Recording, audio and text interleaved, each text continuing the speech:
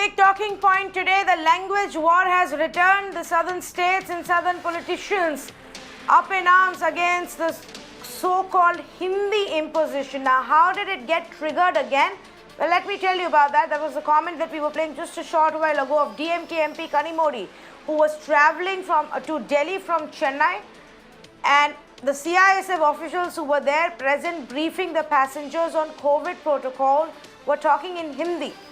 When the DMK MP said that either speak in English or maybe in Tamil so she can understand, because she doesn't understand Hindi, she claims she was asked by one of the CISF officials if she was Indian. How does she not know Hindi?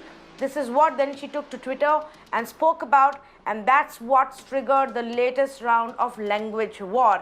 Now, CISF has officially apologized and said they're going to look into the incident. But of course, several other leaders have now begun to speak up. Stalin from DMK itself has spoken up asking, is this India or Hindia? We've also had Mr. Kumaraswamy, who's spoken up saying this has always been a problem. In fact, this is the reason why even southern leaders have often been blocked from becoming the Prime Minister of this country. This is H.D. Kumaraswamy who's making this comment. We also had Mr. Chidambaram, who spoke up and said, well, this is nothing new. I have faced it so many times, especially with government officials who insist that you talk in Hindi, who insist that you write and communicate in Hindi, talk on the phone in Hindi, even when English is a language that is officially often used. Now, viewers, the question that I want to ask tonight, as all of this conversation and debate happens, is the fear of Hindi imposition legitimate? We've not really seen it getting officially imposed in the southern states. So, what is this alleged bias and fear that many politicians talk about?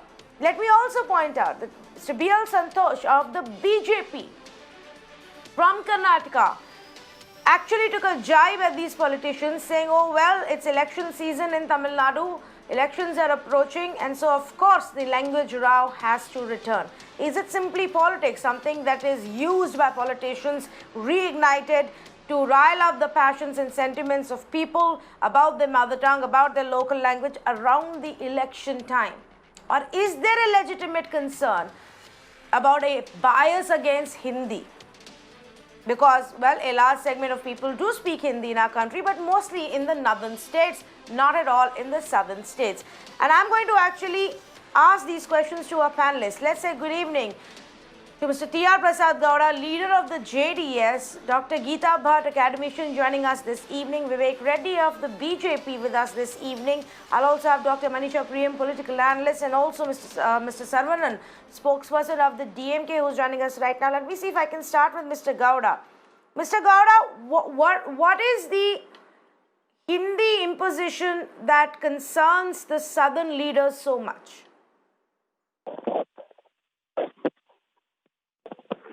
Hello. Yes, Mr. Gowda, can you hear? Yeah, I can hear you. Mr. Gowda, we're going to try and fix the audio line with you. Yeah, there is a problem. Can you hear me now? I can hear you over the phone only. Okay, we're going to fix that audio with you. Let me bring in Dr. Geeta Bhatt. Dr. Geeta Bhatt, is it legitimate, this concern about Hindi being imposed or any other language being imposed on people, or is it purely politics that happens whenever a party wants some kind of relevance around election season? Well, Tanvi, we have seen this issue emerge so many times, and as far as I remember, it keeps cropping up time and again. But the fact remains that, language represents the culture and the soul of a particular region or of a nation, and each one of them has their own beauty. But at such times, when politicians come out and you try to make an issue of a non-issue or very such trivial issues where a constable on duty, a lady constable, has made some kind of a remark which the member of parliament feels that there was no remorse in spite of knowing that I am a member of parliament and referring to a particular language. But I personally feel that this divide is very, very superfluous, and it is used most of the time for political reasons. And there is a reason for it, because if you try to look into, like we saw that on this statement of Ms. Kani Mozi, there are many other politicians from South India who have, tried to again play around with this language issue. Mr. P. Chidambaram himself, as the Home Minister, had attended Hindi Divas, Hindi Day, and in the presence of the then Vice President, he spoke in Hindi and urged the Vice President that Hindi needs to be promoted as a Raj Bhasha. I mean, as a national language, right? So much so, not only this. If you look at, there was around, I think, 2017. There was also a kind of a row over when there were some signboards which came out in Hindi in Bengaluru, along with other languages. And that why is it that these have been put? But not realizing that it was a recommendation of the standing committee of the parliament on official languages, of which none other than Mr. P. Chidambaram was also a signatory, which very categorically says that Hindi needs to be promoted as per the Act of the Parliament and many other listed issues. So I think it is more for political reasons that these issues have been raised, rather than any actual a bias for Hindi as a language. In fact, it could be the lingua franca for all the various languages, and that is what has been asked. That why do we need to have a foreign language or English for connecting the various states having different languages? Let me issue first. Let me address the issue that's triggered this debate right now, which is about a CISF official or a team of officials of a central force posted in Chennai airport, communicating with the passengers and doing it in Hindi. Now, should they be knowing the local language? Is it expected that if you're going to be posted in Chennai or Karnataka, but you're from some other part of the country in the CISF, Vivek Reddy, do you need to learn the local language? Should you be learning the local language? Otherwise, how do you resolve this divide? Well, I think if the CISF personnel does not know the local language, there has to be a translator. That much is something that has to be provided for. And unless and until the CISF slowly will adjust to it, and it will make these preparations. They have also apologized, saying that if at all such an incident has taken place, they are sorry for it. I think Kanimoli or the politicians today of the South, who are always harvesting political dividend out of this language issue, must realize that the language policy that has been brought out by the central government, approved by the central government, is something of a very free form of a language. It does not impose. There is no imposition at all in the language policy. All that it says is, it so simply elucidates it and simplifies the whole issue. It says there will be a 3-language policy, 2 of which must be native. There is not even Hindi in it. So, and it leaves it to the freedom of the states, respective states, to decide that as to how they would frame that policy with the 3 languages, how they would shuffle around. And only caveat is, it says that 2 of them must be native languages. I think here we find that if 2 native languages have to be learned compulsorily, it could be any 2 languages. Hindi need not be there. So it satisfies the language policy. This apart, we find, Tanvi, that when they have said that the initial stages from standard 1 to 5, there must be a stress on the local languages, that is the languages of the region. So therefore, it is a policy that has simplified the total thing, but yet the politicians are rising up. The politicians are misleading people. They want a ghost of Hindi to be there. They want an imposition of Hindi to be there. No, so therefore, they are artificially creating this. No, which politician is misleading the people right now? Well, Mr. Kumaraswamy says there is no person from the South who has become the Prime Minister. His father has become the Prime Minister. How could he complain? How could he say that there is nobody? And he says that there is Hindi imposition here. Well, read the language policy. It says it could be any two native languages. And if it is any two, one can exclude Hindi and still fit into the language policy. So this is how politicians today, particularly these regional players, they want to mislead the people of India. They want to mislead. They have they feel that the pride of the language must be created, that vengeance must be created, that passion must be created, and that's when they have armies following them in politics. This is wrong. This is not the language policy of the central government. So why create these ghosts? Why create these artificial regions? Because they are the pillars that you want to run to in order to gain political dividend. And that you got to stop doing. That these politicians have to Okay, stop Mr. doing. Gowda, do you want to respond to that? Mr. Gowda, do you want to respond to that? How can a man claim that southern leaders have been blocked from becoming prime ministers when his own father was the prime minister of this country?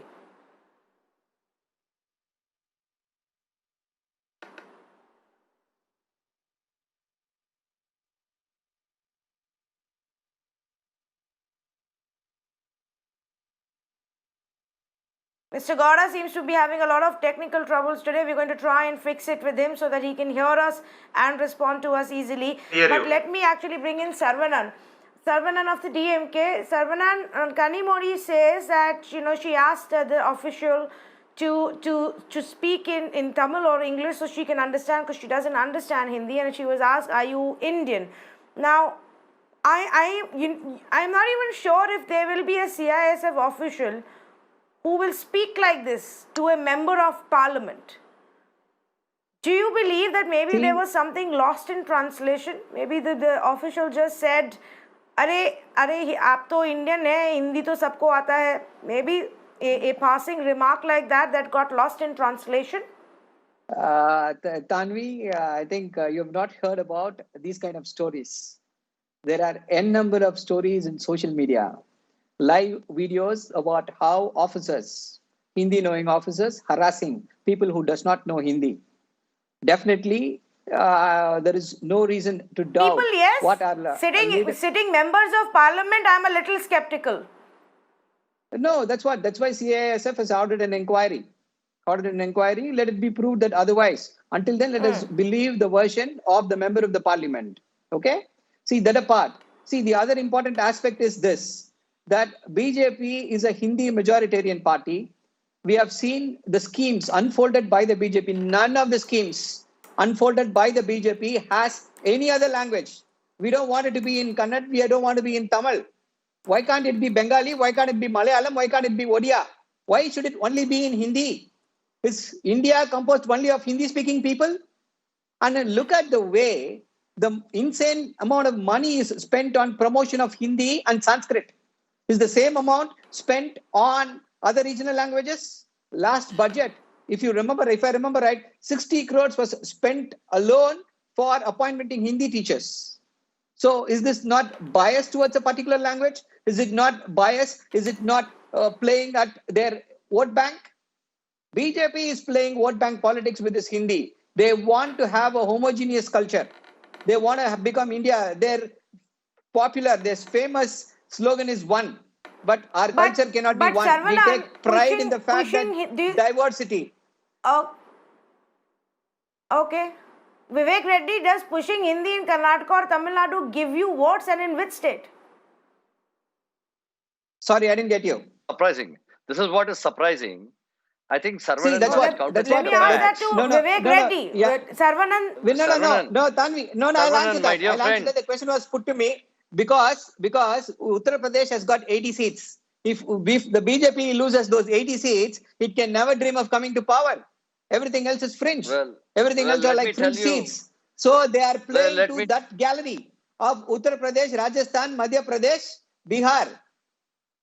So I am asking why. So let Mr. Vivek Reddy answer why not even one central government scheme is in any other regional language. Why it is only in Hindi? Why so much of money is spent only for Hindi? Every state is paying. Yes, okay, Vivek Reddy will answer that, and then I will go across to Manisha Priyam. Yes. I think my dear friend Saravanan, I think my dear friend Saravanan is going and banging the wrong door. First of all, Mr. Saravanan must realize that we are today talking about Hindi, imposition of Hindi in a national education policy. There is no imposition of Hindi in the policy. Let us understand the policy right, Mr. Saravanan. Let us not misread the policy. This is not something that we do. You don't misread it. Only. You don't misread well, it. You don't misquote it. You have basically no knowledge about it, because it says Don't two native don't languages. stop. You don't. It You says are any trying to two languages, misinterpret. native languages. You are Don't trying you to give understand? false information. It could be any two. I understand. You are the one who's You are doing giving it. false You are an information. expert at. You are giving false information. It. All right, listen to what I say. Please listen let's to what I let's say. listen. Let's know. Instead of the whole arguing world knows about who are false expert at information, liars. it is instead of arguing about false information, first let us understand that any two languages can be opted.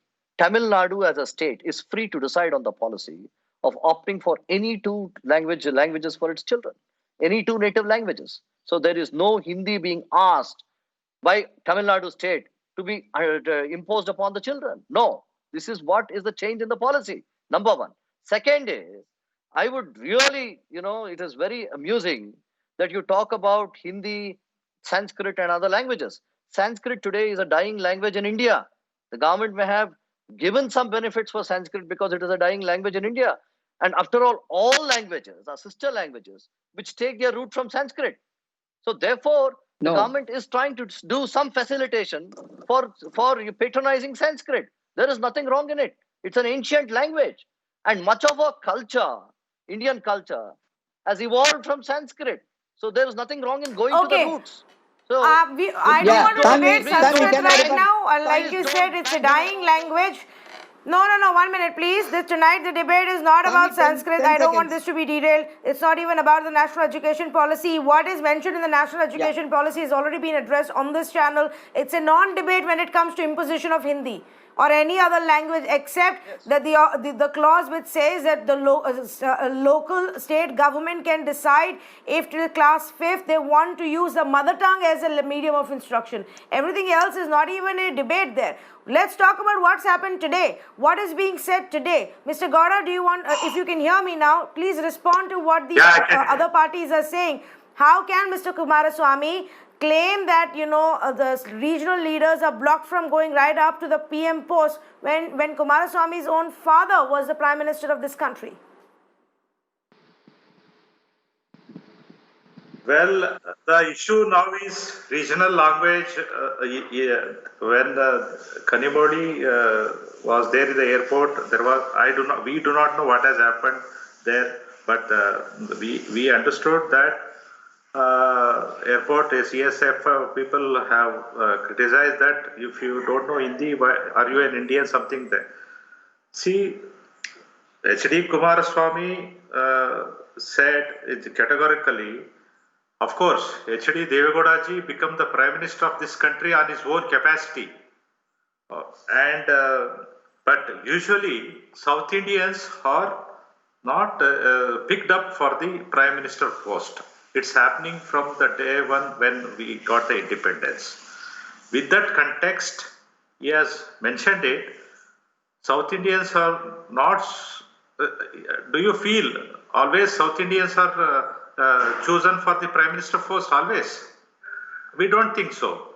That is in that context, our Kumaraswamy, ex-Chief Minister of the state, Karnataka state, has mentioned it in that. He put it in that way. So, but in our view, I think it's just purely politics now, Mr. Gowda. When Mr. Kumaraswamy's own father has managed to become the Prime Minister in this country, every other party has a state unit and a national unit. Several other regional parties have gotten together, got big posts in the central government. Madam, do you feel South Indians has got the fair which regional leader has attempted to go national? Which regional leader has attempted to go national and fight as a Prime Minister? No. Who's stopping anybody? Even in BJP now. No. Even in BJP now, will BJP will select South Indian as a Prime Minister candidate? It's not so. They will not. It is very difficult. In that context, he told so. Okay, let me bring in Manisha Priyam. Okay, let me bring in Manisha Priyam. I'll get Vivek ready to respond to that later. But Manisha Priyam, the point that I raised earlier, I wanted your views on it. Does it sound plausible to you that an official at an airport actually turned around and told his sitting member of parliament that you are not Indian if you don't know Hindi? Look, since I've Or come was in it rather something that late in the perhaps got debate, lost in translation? let me respond to the substantive points and then the question. The substantive point is that of local languages. It's not even about Hindi. That's what the NAP is talking about. And I would, what's the point talking about the South Indian, etc. today? When the elections come, then Karnataka and Tamil Nadu fight and burn and torch Tamil outlets in Bangalore for river water disputes, for the Kaveri dispute. Then that becomes the issue. Today now, I am saying, as somebody who lives in North India, that I want to learn Kuvempu. I want to learn K.V. Puttappa. It's my research in the University of Mysore that tells me that there is a wealth of literature. Unless I learn Kannada, I cannot understand it. As an Indian, I have a right to understand my own country and learn its languages. Look at the wealth that is available in the Oriental Research Institute in Mysore. 40,000 holdings of palm leaf manuscripts, right? So we can look at this whole policy positively and say that we want to build bridges across India. India is like a European Union today, differences in language, culture, but we are one. Now, as far as the question of the CISF gentleman that the honorable political leader Kanimodi ji is raising, she's been a member of parliament, she's been a minister. If such an incident has happened, and if the CISF can be spotted, maybe an apology needs to be tendered if it has ever been said. There's no question that everybody is an Indian, no question. But why should language-related learning be a matter of fighting? Are these politicians even going in to see, twinkle, twinkle, little star being taught at Biryani Shah Tekri in Hyderabad versus Telugu and Kannada being taught? These are two local languages. If you come back to North India, similar problem. You have the language of Maithili. There are poet laureates called Vidyapati. There's a poet laureate called Ramdhari Singh Dinkar, whose massive work is today's op-ed in Hindustan Times by Roshan Kishore, cites massive lines by Jawaharlal Nehru in that particular thing. So we want to learn our own cultures. Yesterday, I heard about the first Chief Minister of Goa. He is taking on the issue of languages in Goa. Konkani spoken in one region is different from Konkani spoken in another. Can we have a healthy debate about it? Can we have a way in which the young children who begin to speak only in their mother tongue, I was one of them, who started to speak only in my mother tongue. I didn't even know Hindi. And I belong to North India. So don't typecast us in North India saying that we are all born to India. No, we are not. We learn various languages. We learn Bengali to be able to appreciate Rabindranath Tagore's beautiful poetry. Allow us to learn a variety of Indian languages. What is the problem in it? Today in Delhi, I can tell you, it is easier to learn French at Alliance Française. It is easier to learn Italian at the Italian Center. It is easier to learn Portuguese than it is to learn Kannada, than it is to learn Telugu. The two languages that I very much admire and I want to read the poetry in or the prose in. So I don't see this as a debate about a politician being slighted by a policeman. Certainly, if this has happened, I don't know if it has happened or not. If it has happened, policemen, please request you to apologize to the Honorable Minister. That's the end of the story. But the language issue remains important, and language is an issue of unifying India, not of dividing India. I'm proud. I mean, English is a language that my parents have paid thousands to make me learn and mug and come on to these debates and discussions. In the Lok Sabha itself, debates are held in many Indian languages. Let us become that parliament where we speak many Indian languages. What is the problem with that? No problem there. No, I'm completely with you, on board with that idea, Manisha Priyam, and I think people should learn as many languages as they can. I know personally I'm really bad at it, but we all try. That being said, there is a practical problem about communication. A country as diverse as ours with so many languages, and not everybody has the access or the opportunity to learn multiple languages. Then what happens? The point that Chidambaram makes about saying that often I am asked and it's insisted that I speak in Hindi, that I communicate in Hindi. Now, that part about people coming from various parts of the country where Hindi is not their mother tongue or even taught or commonly spoken, and then it's insisted that they learn Hindi, and most of them do. Thereby, why should the CISF official or any other person who's been transferred to Karnataka or Tamil Nadu not learn the local language or insist in talking in Hindi? What should be the larger communication language in this country? Manisha Priyam. See, I'm reading the making of the European higher education area, and the European higher education area, by the way, is made up of 3 bigs, not just England. It is made up of Germany, France, and England. All 3 speak different languages. Many other countries speak even other languages. If you go to the Dutch, if you go to the Swedish, there are many other different languages. So there can be different languages, there can be equivalent systems that are made. It does not require us to have the one best language. Today, this country is working on English as the language. And imagine how difficult it is. The biggest reason why the poorest people in our country, the tribal learning levels, for example, do you know the tribals' participation in higher education is abysmally low at 15%. Otherwise, the rest of the general population is reaching about 50% participation in higher education. The single most biggest barrier is that we have not looked at our local languages. And remember, Hindi is an important language in the north of India. It is a connecting language. For example, people tell me that you can speak English at work, but अगर भाजी आप खरीदने जाएंगे तो हिंदी में खरीदेंगे. सच तो यही है.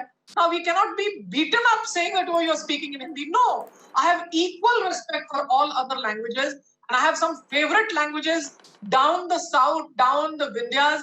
I want to learn those languages. Now, when people from Tamil Nadu come to Kashi Vishwanath, there are many ways in which equivalence. Do you know that there is a chowtry in Kashi Vishwanath where the bhog of the Kashi Vishwanath is given by families from Tamil Nadu for years? The bhog has been given by them. So we are comfortable in the multiplicity of our cultures. India is a country of accommodation. There is no problem there. The problem comes when people want to whip up linguistic nationalism. Here we are trying to say, let us have a school library with 3 different Indian languages. Who's going to stop this? Let us work on translations. Are you aware that in Karnataka, for example, sociology is taught in Kannada languages in colleges? I was contacted by the sociology department. Best of London School of Economics sociologists have been translated in Kannada. Use the National Translation Mission resources. Rather than look at what our country provides all the time, everything has politics in it. Stop that. If a lady politician has been slighted by a police officer, it's a separate matter. I urge and request, if there is anybody who has slighted an honorable member of parliament, please tender an apology. But that has nothing to do with language policy. Okay, fair enough. If that indeed has happened, she continues to be an Indian, and the ideologies of social justice of Tamil Nadu that underlie the Dravid political parties are important political ideologies in India. We read it, we draw power and strength from it. We absolutely. take as much in Tamil history as we do in Indian history. There is no problem with it. Why are they wanting to stigmatize us as being North Indians? Absolutely. So often Prime Minister Modi himself has made and referred to Tamil poets and Tamil history in his speeches across the world when he's gone, not just when he's in our own country. Let me quote a few more examples. The 3-language policy in the national education policy itself has no compulsion of Hindi. In 2013, UPSC itself allowed regional languages as the medium to give main exams. In fact, bank recruitment exams are held in 13 regional languages in our country. Postal exams are held in all regional languages in our country. Case after case, example after example is about how we are enabling more languages in our country, Mr. Saravanan. While it's unfair if somebody actually turned around and asked that question to Kanimoni, saying, are you even Indian if you don't know Hindi? And that's not right. Is it fair to make it into a larger debate about Hindi imposition? Absolutely. See, it is a larger debate because ever since BJP had come to power, they have been only trying to impose Hindi. I can cite a number of examples. The kind of money I was talking about it, I am asking, is there any central scheme which has been named in any other regional language? Here we are talking about promoting regional languages. Why can't, as a policy of national integration, any of the central government schemes named in regional language, let it not be Kannada or Tamil, any other language? It has not happened. the amount that is spent. And now you are saying that postal exams are being allowed to be written in regional language. It was so many exams were not allowed to be written in the regional language. We had to fight. We fought. Right now in Tamil Nadu, in railway exams, a lot of North Indians have come up. They don't know Tamil. So when we speak about why we need English, because English is a link language, as a link language is a leveler.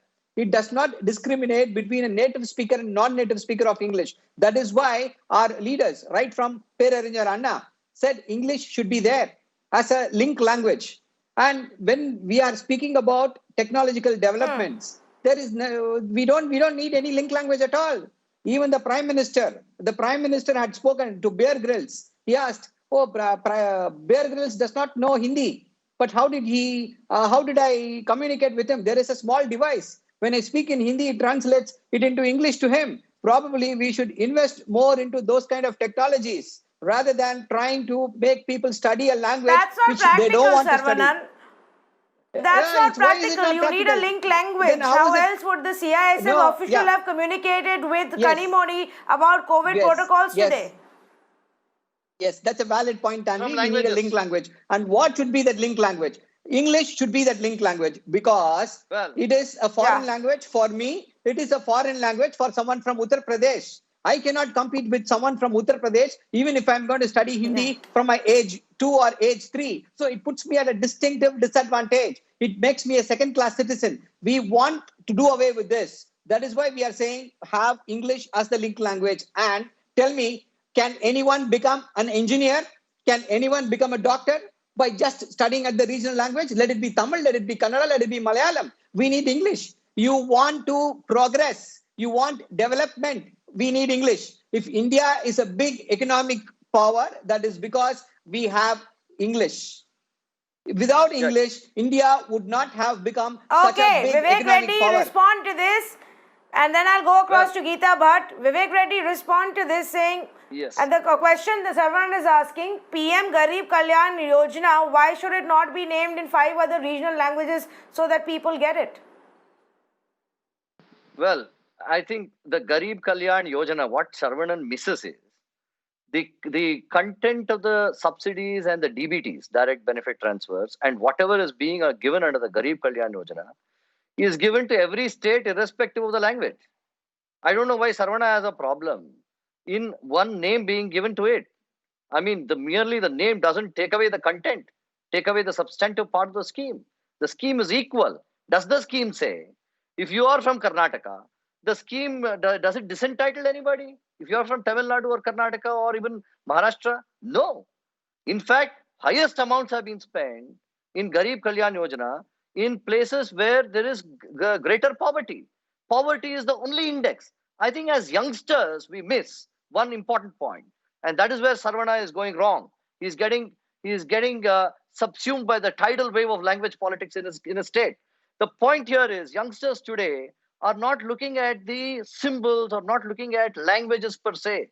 What youngsters today are looking at is a unifying aspect in this country. If there is multicultural everywhere, multi-language, I think there should be multi-language everywhere, to such an extent that each language must be cherished and must be spoken to its richest content in every state. This is where we are getting at. The future of India is getting at. I don't think we hate these languages so much to go and say, I love a foreign language. Sarvana is wrong there. English may be a leveler, but always remember, English can eat you up also. English has eaten up so many regional languages. Well, are we going to take that trend forward? Are we going to ensure that English gobbles up all the languages? No. We have to save Indian languages, all the native Indian languages. Where is the question of homogenizing culture, homogenizing languages by the BJP? When BJP today has said, Mr. Saravanan, that look here, all languages you decide, your own state decide, but have your regional language. Please have your regional language. This is where the BJP has very clearly set the agenda for the future, saying that we look into the richness of our own language and we also ensure that there is a bridge to other languages. Today, Mr. Sarvana, the likes of Mr. Sarvana, want to burn those bridges of multiculturalism. They want to burn the bridges of multilingualism in India. They want to embrace a It's about different multiculturalism, language. Mr. Reddy. Yeah, I want yeah. a practical Yeah. solution to these problems. I want a practical solution to these problems, Mr. Reddy. When we insist on This is a communicating in practical Hindi solution. as an official language between government communication, writing it in Hindi, sending your circulars in Hindi, holding your news briefings in Hindi, how is that a practical solution when everybody in this country does not understand Hindi? That's what these people are asking you right now. Yes. Well, that has yes. changed. Today, that has changed. If you look at how it has progressed since the past 6 years of Modi government, this has changed. We have tried to expand the test to all the languages, number one. Second, whenever we have these press conferences, we don't mind talking in Hindi, talking in English. This is how it spreads. And if a local from Maharashtra, from Tamil Nadu or Karnataka, if he goes to Delhi, he starts learning little bit of language. He need not read it. He need not read the language and become an expert. For local dialect, for local transactions, let us be very practical. That little bit knowledge of Hindi, when I go, a little bit of Hindi touches on to me. When a Hindi speaking person comes to Bangalore, little bit of Kannada rubs on to him. And this is how they make their own effort. People are not worried about this adjustment. It is only Sarvana and his political leaders who are pointing out. They don't want the ghost to die. They don't want the ghost to run away. They keep banging and saying, please don't go. Be here. Because without you, we won't get votes. We won't be able to whip up passions. This is where they are.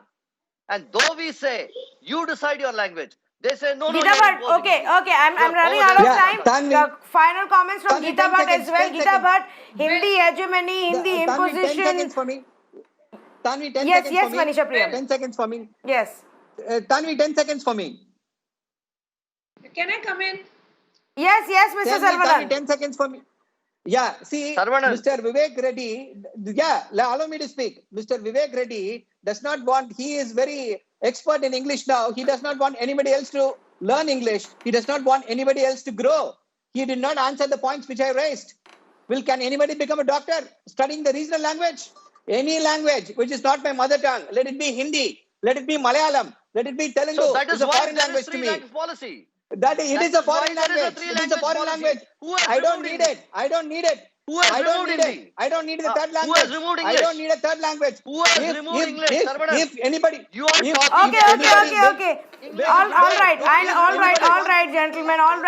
We'll have a follow-up conversation. I'm If sure this language government wars are not wants- going Tanvi, away can I come in the run-up to elections in Tamil Nadu. Okay, calm down. Yes. Nobody Final has word to removed Geeta Bhatt. Yes, Geeta Bhatt. Well, Tanvi, what the DMK spokesperson has been saying, I quickly want to add.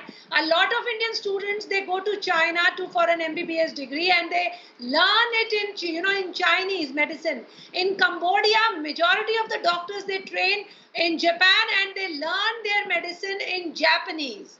Right? So it is just that post-independence, we were so much, enslaved with English. There is no problem with English language. It's a very nice language, and one can learn it. There is nothing against English, but the fact remains that why is it that when you are looking at a language as a lingua franca, why can't we look at an Indian language for it? Also, I would like to add here is that if you look at in the southern states in Kerala, in almost 90% of the school students, they study Hindi till class 8th. At some places, it is up to class 10th. There is no issue. There are so many of them who come to Delhi or other North Indian states, and they are very comfortable with understanding and speaking in Hindi. So these are just issues which are, which are being portrayed for certain, political motives or ambitions. And also, please, I would also like to tell the DMK spokesperson to kindly look into the records of the parliament where the committee for the official language of the Indian parliament, the 9th report which was submitted in 2011, how strongly it recommended that all the government officials who are inducted, they go through an Hindi training in their first year. This is there on record. You please go and check. It was headed by Mr. P. Chidambaram at that time. So let us not, so the whole, as Manisha ji also mentioned, let us not try to, drag languages, something which is, we are so rich as a country. How many countries in this world have, such a plethora of languages? It's not about dragging languages, Geeta, but I don't think the comparison of saying students who go to China learn Chinese and then study there, then by that logic, then students and officials, whoever is in whichever state, should learn that language and only speak that language. Now, are we ready to do that? Then why do we get upset if Hindi boards are removed from Karnataka, cities in Karnataka? We should be fine with it, because anybody who goes and lives in Karnataka should know the local language. I don't think the solution to this entire issue is that simple. Yes, the politicians simply make noise about it to gain some more brownie points. Yes, it is wrong if somebody turned around and told Kanimori or anybody else in this country that you are not Indian if you don't know Hindi. That's simply ridiculous. I still believe perhaps that was lost in translation and that's not what that official meant. Nevertheless, it's not right. But we need to figure out what should be our mode of communication with each other as we travel from one part of the country to the other. Otherwise, this debate will never end and the politicians will keep fueling it for their own vote bank. But what happens when somebody goes and travels across the country every 2-3 years, shifts jobs? Are they supposed to learn 10 languages, 15 languages?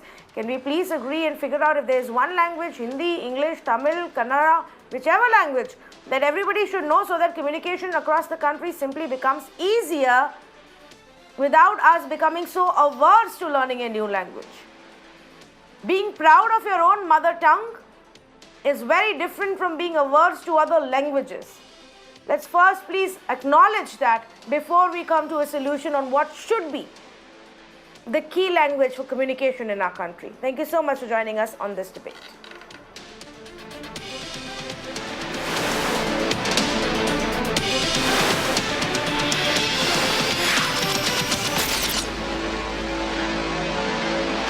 Welcome back to the Urban Debate. Viewers, tonight I'm going to put the spotlight on the Uttar Pradesh police one more time, and what I'm going to tell you is shocking.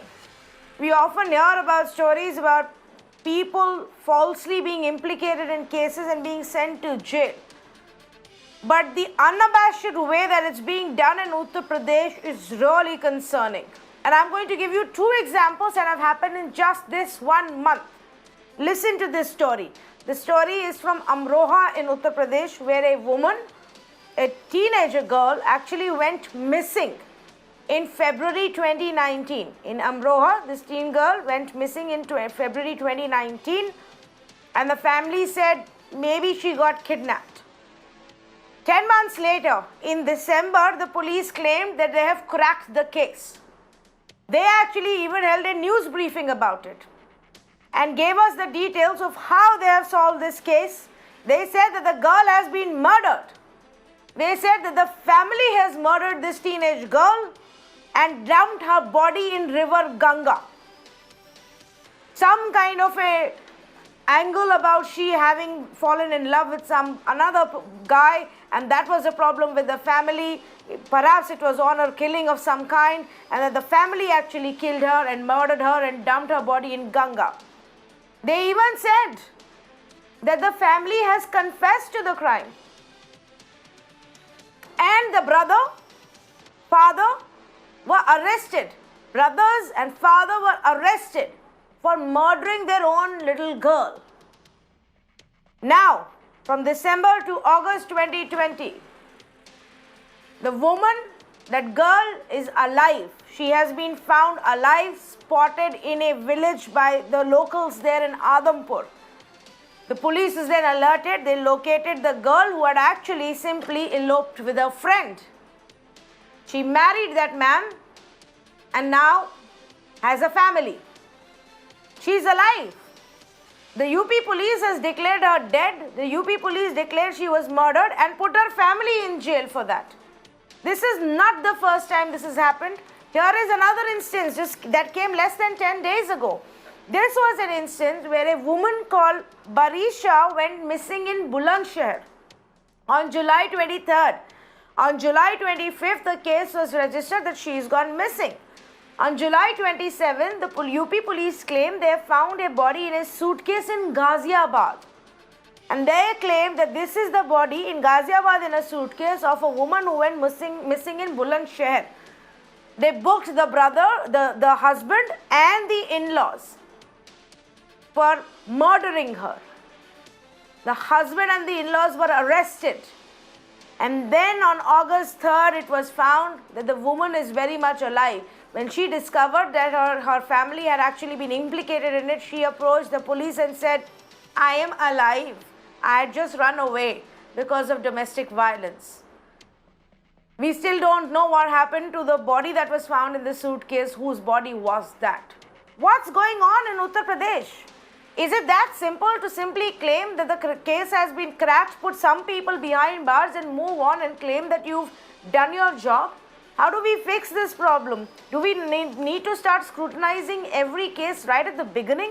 Not 10 years later when it reaches its culmination point in some court? Let's say good evening to the panelists who are joining us right now. Dr. Vikram Singh, former DGP of Uttar Pradesh, Sharad Pradhan, senior journalist, and Naveen Srivastava, BJP spokesperson. I actually want to start with Mr. Vikram Singh. Dr. Vikram Singh, how do we solve this problem where cops, without having a body at hand, cook up an entire story, claim they have the confession of the family and put them behind bars? The problem is very deep-rooted, and you have to go to the DNA of policing to set it right. This confession of the so-called accused was not a natural confession. It was an extracted confession out of duress and as a consequence of third degree. The right course of action would have been taking polygraph and lie detector test and taking scientific evidence also, wherein the DNA profiling could have been necessary, and that was not done in both the cases. Murder being a special report case should have been investigated and supervised not only by the SO but by the Deputy SP, but by the Additional SP, the SSP, the DIG and the IG. That is the rule book, what the police regulations say, that it is not just one person who investigates, and therefore the shoddy investigation will have a fallout and should have repercussions not only on the investigator who investigated, but all those who supervise are supposed to supervise. Obviously, everybody failed the investigation, and you have what is known as a false confession coming out of arm twisting of false accused, because just to buttress their case that they have been able to successfully. What is the so-called success is a horrific miscarriage of justice, and it needs to be set right. I would say that exemplary punishment needs to be given not only to the investigator, but whoever the superintendent of police was and whoever supervised the investigation, and the then DIG and the IG have a lot of explaining to do. The scientific aids to investigation are just not resorted to, and this is just, I do hope that if you uncover, really you said the point, that whose dead body was that was recovered in Ghaziabad. If she was not the person who was attributed to be the dead body of that missing person, then who was there? Obviously, there are three cases now.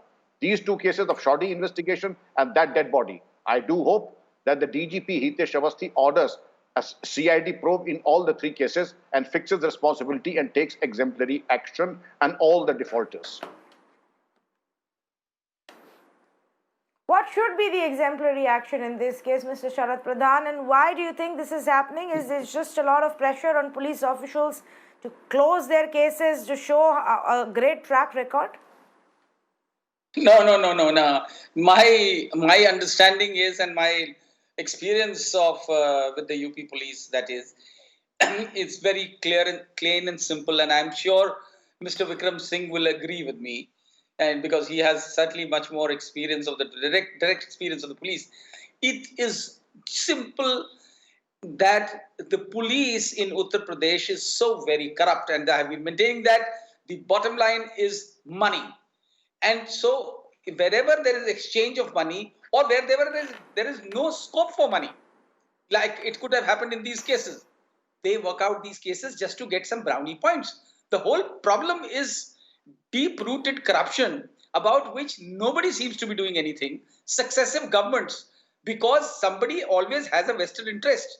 When Yogi Adityanath took over, one thought that here was an honest chief minister who would at long last, mend the police, mend its behavior, police, but that has not come to pass. Whatever, I mean, I'm told that he is more often than not guided by the police, which is very, very unfortunate. You have an honest DGP sitting there at the moment, whose name Dr. Vikram Singh took just now. Yet nothing has been able to do. Police is, I had used to, when I was a young reporter, I was told these stories that police in UP is capable of doing anything.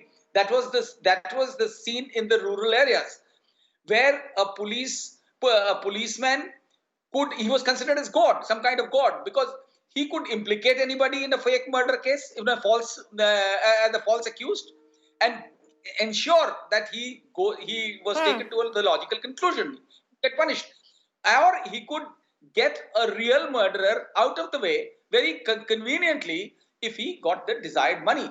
So the story used to be that if you pay the right amount of money to the cops, you can literally get away with murder. And here you have yourself narrated where the cops have got away with murder, not one murder, with murders. And this is how it is, because the people at the senior level do not accept, are not ready to accept that their police is not only inefficient because of very extremely poor training, but also thoroughly corrupt.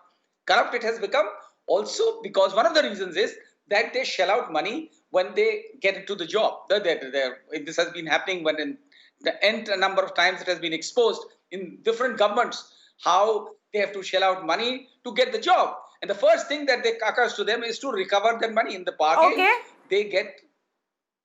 So, unless there is somebody really hits out at the root cause, which is corruption in the police, UP police will never improve. Okay, let me bring in our BJP spokesperson who's joining us right now, and Mr. Naveen Srivastava. क्या है? What is the problem? Is it inefficiency, incapability, pressure to close cases, corruption, पैसा जहाँ मिले उस हिसाब से case solve कर देंगे? क्या है यूपी पुलिस में ये प्रॉब्लम? देखिए, निश्चित रूप से अभी विक्रम सिंह साहब जो हमारे पूर्व डीजीपी रहे हैं, शरद प्रधान साहब बहुत वरिष्ठ पत्रकार हैं, इन लोगों ने सारे विषयों को रखा। डीजी साहब विक्रम सिंह साहब ने भी रखा कि इस पर बहुत गंभीरता से जांच होनी चाहिए, सीआईडी इंक्वायरी होनी चाहिए, और शरद प्रधान साहब ने उन सारी बातों को इंगित किया कि किसके वजह से उत्तर प्रदेश पुलिस में आज भी दिक्कतें अभी आ रही है कहीं कहीं। अगर किसी सिपाही की भर्ती 7 लाख 8 लाख रुपए दे के होती है तो स्वाभाविक रूप से वो जब नौकरी में आएगा तो वो पैसा कमाने की कोशिश में होगा। और मैं आपको बताना चाहता हूं कि उत्तर प्रदेश में सिपाही से लगाए डिप्टी एसपी, लेखपाल से लगाए एसडीएम तक की भर्तियां जहां होती हैं, जो आयोग करता है, उसको हाईकोर्ट इलाहाबाद को यहां तक कहना पड़ा कि ये सारे आयोग एक जाति विशेष के आयोग बन गए हैं और सीबीआई को इंक्वायरी सेटअप करनी पड़ी। नंबर 1। नंबर 2, उत्तर प्रदेश में जब हमारी योगी आदित्यनाथ जी के नेतृत्व की सरकार आई तो हमारे साथ जो सबसे बड़ी चीज थी हमारे सामने कि हमारे पास करीब 1.5 लाख से अधिक सिपाहियों की संख्या कम थी, 10,000 से अधिक सब इंस्पेक्टर्स की संख्या कम थी। मैं आपको बताना चाहूंगा बड़े हर्ष के साथ कि हमारी सरकार ने लगभग 70,000 से अधिक सिपाहियों की, 7,000 से अधिक सब इंस्पेक्टर्स की भर्ती की और उनके ट्रेनिंग की हम व्यवस्था कर रहे हैं। उत्तर प्रदेश की पुलिस में, जैसा शरद प्रधान साहब ने कहा, वो जब पत्रकारिता उन्होंने शुरू की थी कि गांव में पुलिस का सिपाही उसकी क्या सम्मान होता था, वो क्या से क्या कर सकता था, निश्चित रूप से उन्होंने जो चीजें कही उसको मैं स्वीकार करता हूं। और 2017 में योगी आदित्यनाथ जी के नेतृत्व की सरकार इसीलिए आई कि हम कानून व्यवस्था को पहले से बेहतर कर सके और हम उस दिशा में काम कर रहे हैं। यह जो घटना सामने आई है जिसमें 1 लाख को परिवार वालों ने बताया कि हमारी बेटी की है और उसके ससुराल वालों को जेल भेज दिया गया, एक केस में लोगों को जेल भेज दिया गया, 1 साल बाद पता चला कि जिसकी हत्या के केस में लोगों को जेल भेजा गया वो जिंदा भी है। तो ये एक बहुत गंभीर विषय है और निश्चित रूप से हमारी सरकार इसको गंभीरता से संज्ञान में लेके इसकी एक बृहद जांच कराएगी ताकि निचले स्तर पर जो इन्वेस्टिगेशन अधिकारी हैं, चाहे वो एसओ हैं, चाहे वो उसको सुपरविजन करने वाले सीओ साहबान हैं, यह लोग अच्छे तरीके से इसको देखें और कहीं लापरवाही ना हो, किसी निर्दोष व्यक्ति को इस प्रकार से सजा न भुगतनी पड़े, जेल न जाना पड़े। इस विषय को हम बहुत गंभीरता से ले रहे हैं। जी, लेकिन जहाँ पे let me ask this question to mister Vikram Singh also. Mister Vikram Singh, यहाँ पे तो उन्होंने एक फेक कन्फेशन स्टेटमेंट दिखा दिया कोर्ट में, इसके लिए तो क्या उनके अगेंस्ट क्रिमिनल एक्शन नहीं होना चाहिए? फेक कन्फेशन स्टेटमेंट कि फैमिली कह रही है हमने लड़की को मार दिया जबकि लड़की जिंदा है, कहीं और रह रही है। तन्वी जी और नवीन जी से मेरा विनम्र निवेदन होगा, ये अत्यंत गंभीर विषय है। ऐसा ना हो कि भविष्य के लिए कठोर चेतावनी देकर के बस्ते खामोशी में हज प्रकरण को डाल दें। इसमें वाकई अपराध पंजीकृत करके इसके ऊपर ऐसी कठोर कार्रवाई डिसमिसल तक होना चाहिए। डिसमिसल नहीं करेंगे।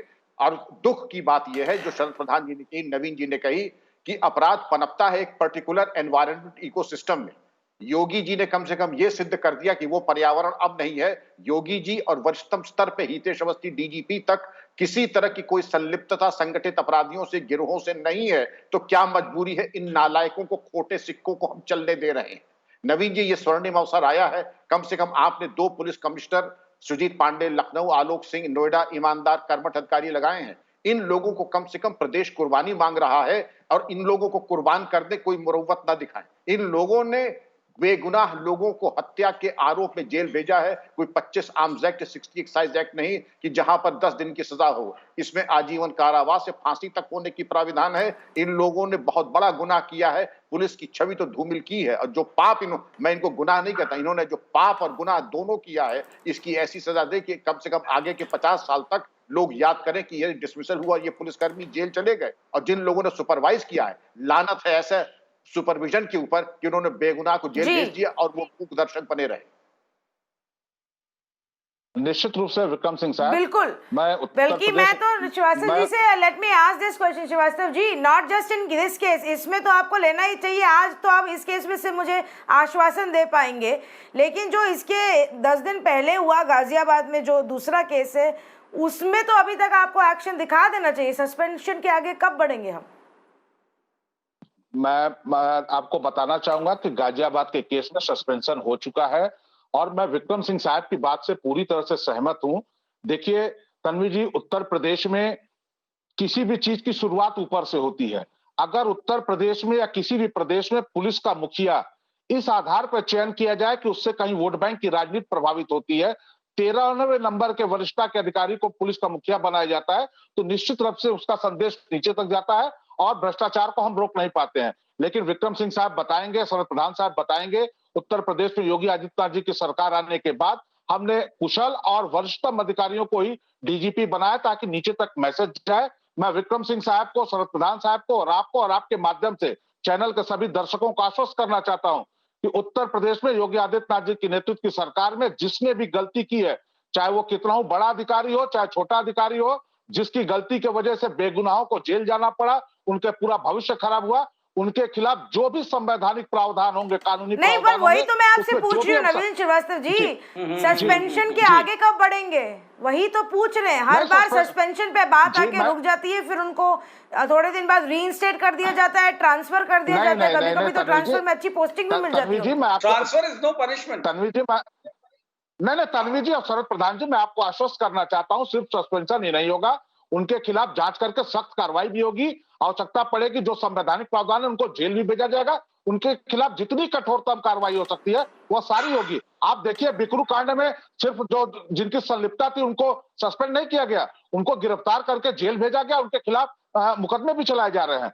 तो इन केसों में भी जिनकी संलिप्तता है, जिनकी लापरवाही है, जिन्होंने अपने कर्तव्यों के निर्वहन में शिथिलता बरती है, चाहे वो आईओ हो चाहे सुपरविजन करने वाले अधिकारी हो, उन सबके खिलाफ निश्चित रूप से हम कार्रवाई करेंगे। Tanvi, can I come in here?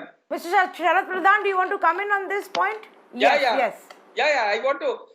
It's very good of Mr. Naveen Srivastava to be making all these promises, and I hope he's able to get them fulfilled. But probably where I disagree with him is that after Yogi Adityanath has taken over, there have been only honest DGPs sitting here, which is not true. The present DGP is known to be honest. I have no saying it on record. But just before him, the officer who was there was very, very controversial, and less said the better about him. That was Mr. Yogi Adityanath's choice. And not only one. It's not just one DGP. There are scores of superintendents of police who are the real, that's the real office which runs the administration at the district level, and who can make all the difference. There are considerations far other than merit for appointment of these, and maybe perhaps it is all beyond the control of of Yogi Adityanath also. there are all kinds of influences working, which were working in the previous regimes also. It was not, I wish it was. That's why I said, even an honest chief minister like Yogi Adityanath is not able to mend the police. And Mr. Vikram Singh will agree that the problem lies because there is no deterrence against the rogues and there is not one rogue. There are, black sheep you call only when there are a few handful. Today the numbers are so large, and there have been top officials in the police who have themselves got away with murder. They can give all kinds of sermons, but at the end of the day, they have managed to keep themselves, they managed to get away with all kinds of corrupt practices. And once, nothing succeeds like success. No, so If Mr. you Shat Pradhan, succeed- this is what, let me ask you this question, Mr. Pradhan. The BJP says that they are changing the system. They've got upright officers on the top, and now the aim is to ensure that even the lower rung officials are held accountable. Corruption is rooted out. Why isn't it happening? Are you saying that even at the top rung they haven't managed to clean up? Certainly not. Certainly not. They're at the top level, as I said, one DGP, poor chap, will not be able to clean the whole system unless he has absolute support of the political system. When there are other forces working, who can influence the chief minister, then nothing's going to change. You have to make drastic changes in the working of the police. Their attitude has to change. Merely appointing commissioners in 2 districts is not going to help. Change of nomenclature will not help the working of the police. Their mindset, the first thing that occurs to them is how to make money. And I tell you, the tragedy is, if you you can't lodge even today, you can't lodge, an ordinary man cannot lodge an FIR with the police station. When you ask the senior official, they'll say, why don't they do it online? A man sitting in a village, in a remote village of any part of the state, you think that poor man, he knows anything ABC of what the online policing is? No way. And who cares? The way they deal, somebody has to really get down to the bottom of this thing and first accept that this is the problem, the root of the problem. Unless they take deterrent action as suggested by Mr. Vikram Singh, in this, not only this case, this case has just come to light. There will be, I am telling you, I am not exaggerating, there will be hundreds of such cases happening where innocent people have been implicated and the rogues have been allowed to get away. There will be hundreds of such cases with the connivance of people sitting at the higher level. Yes, even if the intent is there, I think it's going to take a lot more than that, and perhaps, stricter action, just in 5 cases or 10 cases, strict action against the policemen who don't do their job right, who are then either corrupt or lackadaisical, negligent in doing their own job. Strict action needs to be taken. Fire them, strip them of their uniform, book them, put them behind bars. Do it 10 times, send a clear message across, and that's all that is needed to, at least for people to understand that this government is serious. That Yogi Adityanath government means business. That's what is needed to be done. One DGP may not be alone be able to change this problem. But viewers, can you imagine where case after case, police is simply spinning false stories, putting innocent people behind bars, claiming people are dead even though they are alive?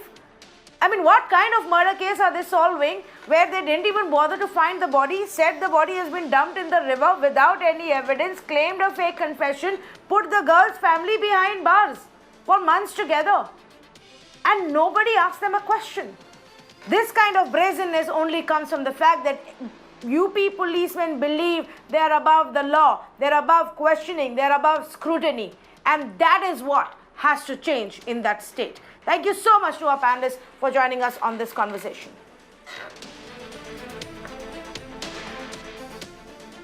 And viewers, before I wrap up the show, let me tell you that I would like to highlight on August 15, that marks 2 months of the deadly clash that took place between the Indian and the Chinese troops, where we lost 20 Jawans at the LAC in Galwan. This Independence Day, Times Network is proud to put together a special documentary. It's called Gallantry at Galwan, A Tale of Valor. And this is our tribute to the martyrs of Galwan who made the ultimate sacrifice. So don't forget to tune in on 15th of August at 1 p.m. on Times Now, Mirror Now and Times Now World for this special broadcast.